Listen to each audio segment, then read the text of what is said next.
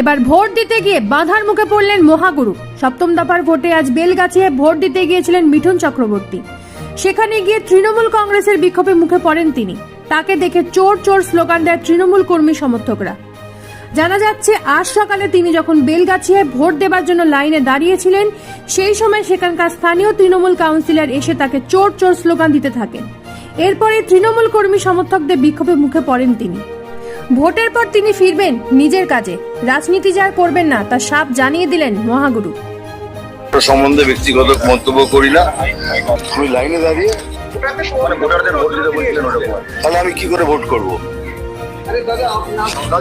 আমি ভোটে কি করে, আমি যখন এসেছি সেখান থেকে লাইনে দাঁড়িয়েছি।